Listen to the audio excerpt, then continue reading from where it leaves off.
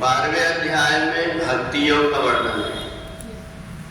अनपेक्षा सुचिर्दक्ष उदासीनो गतव्यथा सर्वारंभ परित्यागी यो मद्भक्ता समेप्य।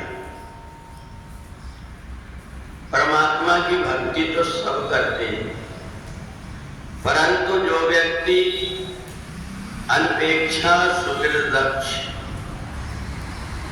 ये समझ लेता है कि संसार की जितनी वस्तुएं हैं, ये वस्तुओं को एक दिन मेरे को छोड़ करके जाना, ऐसा समझ करके जो व्यक्ति कम से कम वस्तुओं में अपना जीवन निर्वाह कर लेता और किसी प्रकार की कुछ इच्छा नहीं रखता, परंतु ऐसा नहीं कि वो मूर्ख जैसा हो, वो अनपेक्षा सुचिर दक्षा, वो दक्ष होना चाहिए, चतुर होना चाहिए। उसको इस बात का ज्ञान होना चाहिए कि मैं कर क्या रहा। इस बात का जब ज्ञान रख करके वो व्यक्ति परमात्मा की भक्ति करता है, भगवान कहते हैं कि वो मेरे को प्रिय लगता है। तो इसलिए संसार की जितनी वस्तुएं हैं, वो वस्तुएं अपनी तरफ व्यक्ति को आकर्षित करते हैं और परमात्मा की भक्ति अपने तरफ आकर्षित करती है। ये हमारे ऊपर है कि हम परमात्मा की जो भक्ति करते हैं, इस भक्ति में बड़ी चतुराई से व्यक्ति परमात्मा की भक्ति तो करता है, पर अपना स्वार्थ देखने लगता है।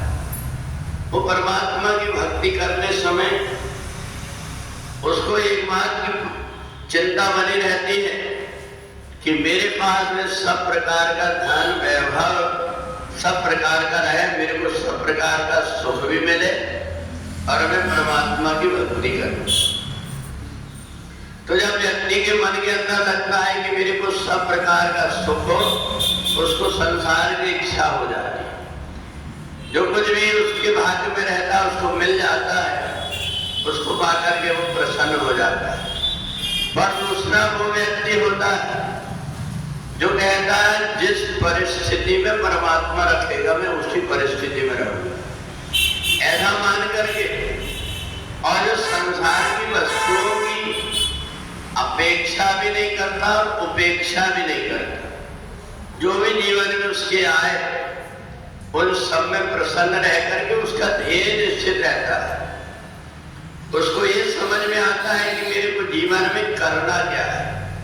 जितनी प्रकार की परिस्थितियां आ गई, ये सारी परिस्थितियों में मेरे को विचलित नहीं होना। प्रजात यदा कामान, अंदर की मन की इच्छाओं को त्याग करके बाहर से अपने आप जो कुछ भी मिल रहा है वो सबको परमात्मा की कृपा, परमात्मा का प्रसाद मान करके ग्रहण कर लेता है, परंतु उसमें आसक्त नहीं होता।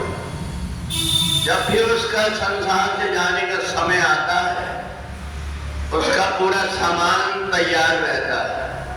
उसको ये नहीं लगता कि थोड़ा सा समय मिलता मैं इससे बात कर लेता, ये कर लेता, क्योंकि संसार में उसने परमात्मा के अतिरिक्त अपने मन को कहीं लगाया ही नहीं। और इसलिए परमात्मा के अतिरिक्त जहां कहीं भी मन लगाओगे, एक न एक दिन तो रोना ही पड़ेगा। इसलिए संसार में मन लगाने का नहीं, संसार में बड़ी चतुराई से रहने का। ये संसार के बिना भी नहीं रह पाएंगे। इसलिए जिस प्रकार से तैराकी व्यक्ति, चाहे उथला पानी हो चाहे गहरा पानी हो, उस सब में तैरना सीख लेता है। उसको पता है कि मेरे को तैरना आता है, पानी कम और ज्यादा रहता है, उसको कोई अंतर नहीं पड़ता।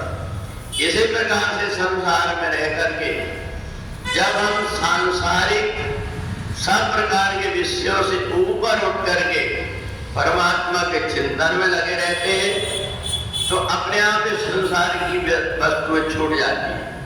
और इसलिए 12वें अध्याय में भगवान ने भक्ति योग बताया कि भक्ति तो प्रत्येक व्यक्ति करना चाहता है, कोई बगला भगत होता है, कोई अंदर से अपने आप को समर्पित होता है, कोई व्यक्ति केवल बाहरी दिखावा के लिए कि सब लोग मेरे को कहें, इसलिए बहुत सारे बाहरी प्रपंच पाल करके किसी भी तरीके से अपने आप को दिखाना चाहता है।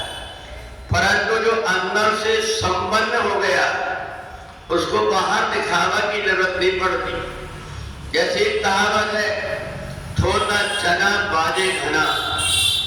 इसी प्रकार से जब व्यक्ति अंदर से अपने आप का सम्मान देने लगता है कि मैंने जीवन में जो कुछ करना चाहिए वो सब कुछ किया है और आगे भी समय मिला तो करते रहूंगा, ऐसा मान करके जो अपनी आत्मा का सम्मान करता है वो दूसरे व्यक्ति मेरा सम्मान करे ये नहीं चाहता। वो तो हमेशा छोटा बन करके, विनम्र बन करके और संसार के गुणों को ग्रहण करते जाता है और अपने आप को समुद्र मापा प्रविशन्ति यद्वत्, जैसे समुद्र सब प्रकार के जल को अपने में समाहित कर लेता है, ऐसे सज्जन व्यक्ति परमात्मा की भक्ति करके अपने आप को भी सभी प्रकार के सद्गुणों से संपन्न कर लेता है। पूरे वृंदावन बिहारी लाल